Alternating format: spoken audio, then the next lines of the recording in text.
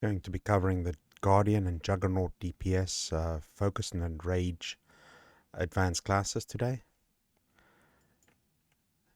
The main abilities is Combat Focus on the Guardian side, Force Exhaustion, Focused Burst, Concentrated Slice, Repose, Sundering Strike, Bladestorm, Zealous Leap, and Dispatch.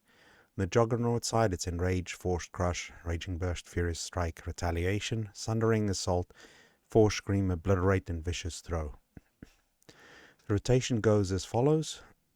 Guardian is combat focused, forced exhaustion, focused burst, concentrated slice twice, then repose and then another concentrated slice, sundering strike, blade storm, dispatch, or zealous leap. Dispatch is only available below 30% health on the target, so you have to use zealous leap until the target reaches that health level. On the Juggernaut side, it's Enrage, Force Crush, Raging Burst, Furious Strike twice, Retaliation, Furious Strike, Sundering Assault, Force Scream, Vicious Throw, or Obliterate. Again, Vicious Throw is only available below 30% health. In cases where you can't leap, which is Zealous Leap and Obliterate have a leap effect, where it means you're moving. If you're not allowed to move, you're just going to replace that with Repose or Retaliation. It's a little bit less damage, but it doesn't affect your rotation too much. And again, you would go back to Dispatch and Vicious Throw once the target reaches below 30% health. Your ability tree will look something like as follows, and we'll go into more details as we go through the video. Your tactical is Cauterized Coronary. Your implant is Champion's Precision Package. And the second one is Fearless Victor's Package. Here we are in the game. We just have to know that we are based, most of our abilities are based on using focus. So we need to understand what our focus generating abilities are, which is one is Force Leap, the other one is Combat Focus. We have Saber Throw as well as our focus generating abilities. In most scenarios, we don't need Saber Throw at all. If we can start off our rotation with a Force Leap into the fight, that should be sufficient enough. So we go Force Leap, Combat Focus, Forced Exhaustion, Focused Burst, 1 Concentrated Slice, 2 Repose, Concentrated Slice, Sundering Strike, Blade Storm, Zealous Leap, and we're back to our normal abilities. What we have to keep in mind is that Combat Focus is an instant cast, so we can use that as we're finishing off our Zealous Leap. So if we do a Zealous Leap, we can see it's immediately available and we can go to it. So let's just go through that rotation again. You start with Force Leap, Combat Focus, Forced Burst, then after that Concentrated Slice once, twice, Repose, Concentrated Slice, Sundering Strike, Blade Storm, Zealous Leap. If anything goes wrong, you want to go from Sundering Strike onwards and just finish the rotation out. That should reset your combat focus.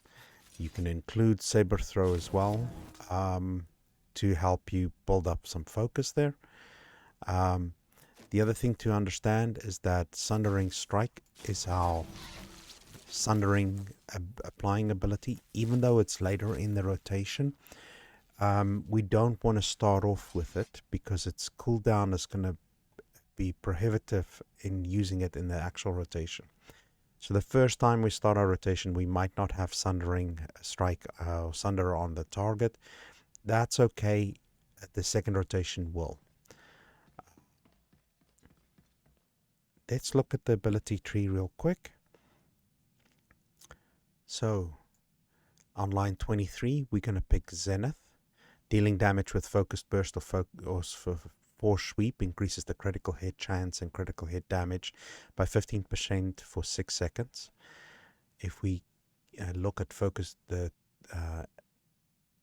Champion's Precision, activating Combat Focus, Burning Focus, or Threatening Focus grants Champion's Precision, increasing our critical hit chance by 20%. So that's a 20% plus our 15%, that's a 35% crit chance increase just off of this combat focus. We'll address what combat focus does further on. Then line 27, blade burst.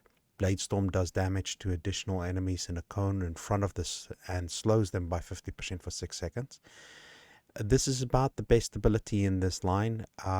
There are other situations where these other abilities could be useful, but blade burst is in our rotation already, so we might as well have add an AoE conal in front of it.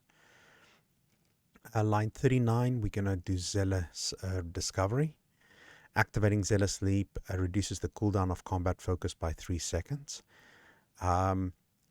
I'll explain the other options are also very valid choices, and it becomes very situational. But the advantage of Zealous Discovery is that if something goes wrong on our rotation, we couldn't beat next to the target, or we didn't have enough focus, and we now dealing with getting a Force Leap to build up focus, or a Saber Throw to do focus to get back to our rotation. When we activate the Zealous Leap, it will reduce the cooldown of combat focus by 3 seconds. Generally, if we go through Thundering Strike, Blade Storm, and Zealous Leap, we'll be reducing the cooldown of combat focus as it is, but Zealous Leap in itself will add another 3 second cooldown reduction. So it's sort of a safety margin. We don't need it if we can stay on our rotation quite tightly. And keep in mind that activating Zealous Leaps, Zealous Defense can actually be a defensive, so that's something to keep in mind. It's very situational, but the best default is Zealous Discovery. Line 43, Focused Meditation. Each time you deal damage with focus-based kinetic or energy attacks, you generate 1 focus. Focus spending attacks have no cooldown during combat focus. This is really important. Now, combat focus for 6 seconds will cause all of our focus spending abilities to not go on cooldown. And each time you deal damage with a focus-based kinetic or energy attack, you generate 1 focus. So we now have focus generating effects in the rotation. And that's why we can get 3 concentrated slices in there. Because when we activate combat focus, it's very important for us to activate it when we know we can get these abilities off, so that we can get the most DPS out of that. And that's what Focused Meditation does for us. Line 51, Unyielding Justice increases the range of Blade Storm to 30 meters. That AoE conal that we had now goes up to 30 meters in front of us. Does reduce damage beyond 10 meters, but additionally Force Push deals 20% more damage and grows Unyielding Justice, allowing the next Blade Storm to deal full damage regardless of the distance from the target. Nice little additional damage there that we can put in when there's other targets in front of us. Defiance, it's nice. It just doesn't come up that often that we're stunned or immobilized, that becomes a critical feature. And getting attacked by Battlefield Command reduces the active cooldown of Force Leap by 1 second. Force Leap is going to be available in our rotation, and it's one of our lower abilities. Force Leap is one of our lower abilities to activate. We activate it at the beginning of the fight and then not again. So it's more of a PvP concept where there's movement problems. 64, Stalwart Defense. All area effect damage is reduced by 60% for 15 seconds after Challenging Call. Challenging Call is our aggro reducer, so it works as an aggro reducer and a defense for AoE attacks, so keep that in mind. Line 68 has I like Blade Blitz, but a good one is Saber Reflect. Both of these can work as defensive ones. Saber Reflect will reflect the damage back at the attacker for 5 seconds. That's nice if you need more longer duration defense. Blade Blitz is a movement ability, and initially people think it's only for movement, but it increases your defense chance by 100%, which means you can avoid most damage attacks if you time it correctly. So this is very situational and depends on your preference here.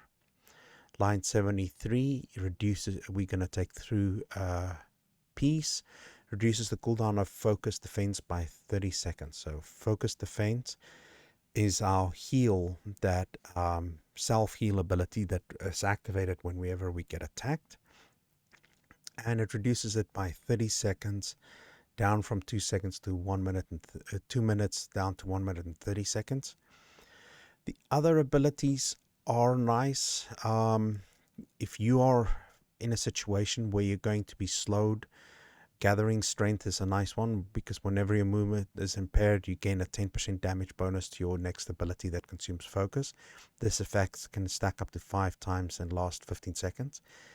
It's very situational, but keep this in mind, because this could really be a big damage increase, because it can stack up to 5 times, and that can be a big effect if you know that there's continuous slows or stuns or anything like that. That can be a really nice option. Purifying Sweep, it turns the Force Sweep and Vigilant Thrust into applying Sunder on the target. We already have ability that applies Sunder on the target. It just makes our Force Sweep an AoE Sundering target. We're not an AoE purely advanced class. The other Vigilance is better for that. So in general, this wouldn't be the one that we would pick. Okay. So let me run through a setup. I'm going to debuff the dummy. I'm going to go really fast. Let's see what DPS we can achieve. So here I go. 1, 2. There's the Sundering going out.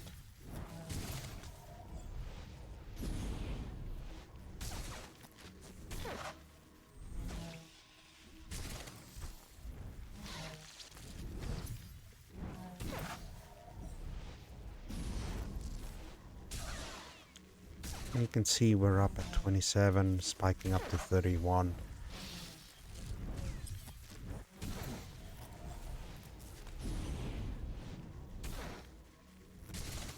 We pretty quickly keep a high sustaining DPS going out. We're now averaging 30,000 DPS.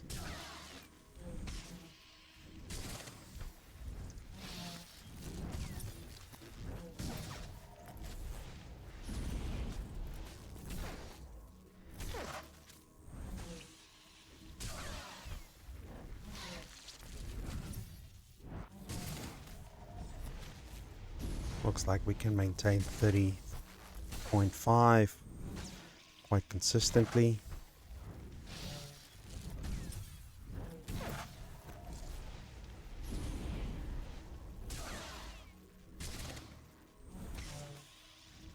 Whenever those concentrated slices come in, it really spikes up. We'll do one more rotation.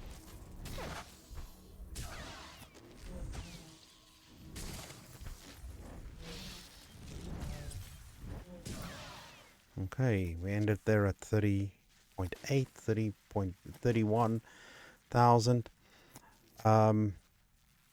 Keep in mind that this combat focus can be activated as soon as it becomes available at the end of the rotation.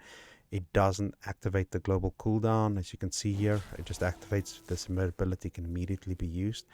This means your global cooldown, your actual timing on your rotation, starts at focused exhaustion, ends in zealous leap, and this just becomes weaved into the rotation.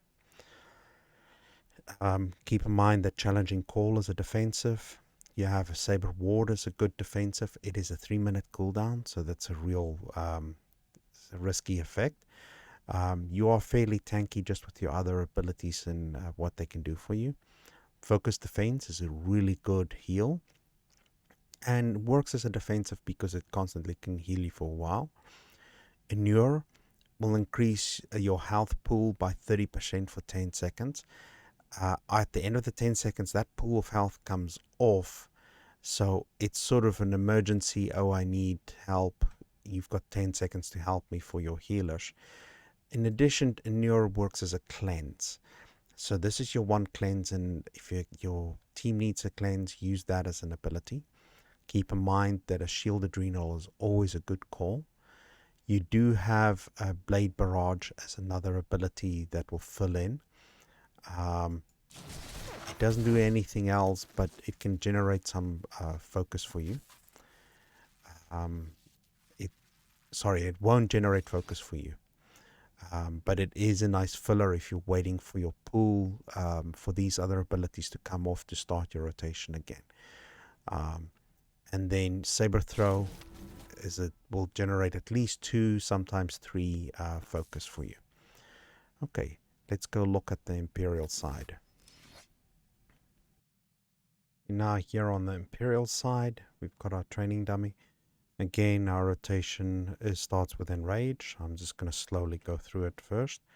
So Force Charge to start, Enrage, Force Crush, Raging Burst, 1 Furious Strike, 2 Furious Strike, Retaliation, Furious Strike, Sundering Assault, Force Scream, Obliterate, back to Enrage, Force Crush, Raging Burst, 1 Furious Strike, 2 Furious Strike, Retaliation, and I was a little bit slow on this Furious Strike to get the focus.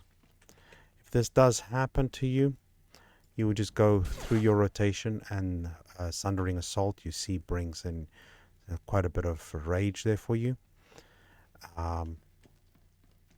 But it does potentially mess up your rotation. So let's see if we can start this again and look at a lot of rage there. So let me just reset this, let the rage drop off. Okay, let's start this again.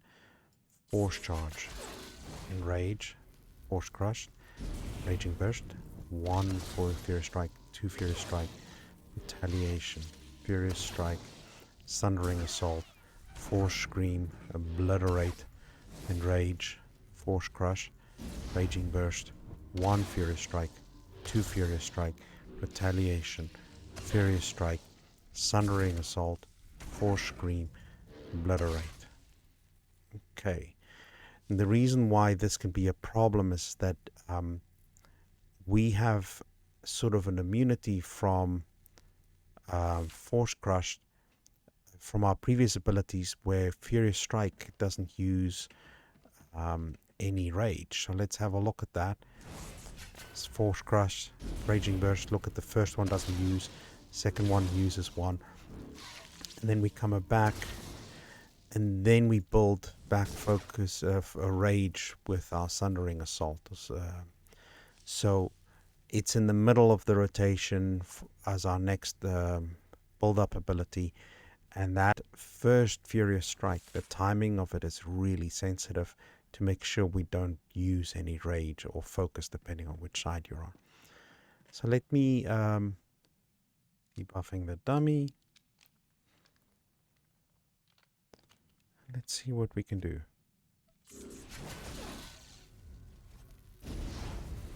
One, 2.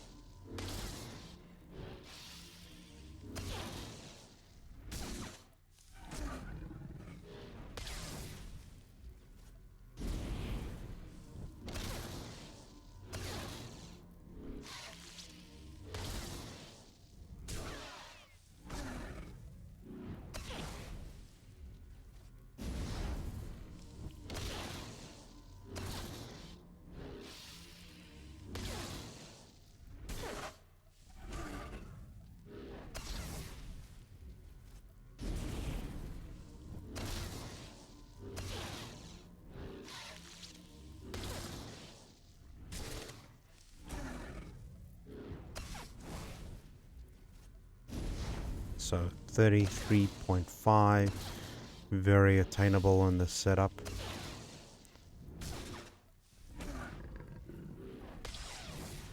You might not get that high. Your critical hit chance needs to be fairly high to achieve this, but very simple rotation. It can get a little bit messy if you can't stay close to the boss. Just keep in mind that I'm going to just end it here at 30.5. Sundering Assault, it's important to mix this into the middle of your rotation. It's the ability that will build up some rage or focus for you, and then you can keep down the line, and the Obliterate, because of that one ability tree we picked, Enrage should be available fairly quickly then after that. Okay, so this is where I'm going to end the video. This is a simple coverage of what the Focus and Rage advanced classes can do on the Guardian and Juggernaut.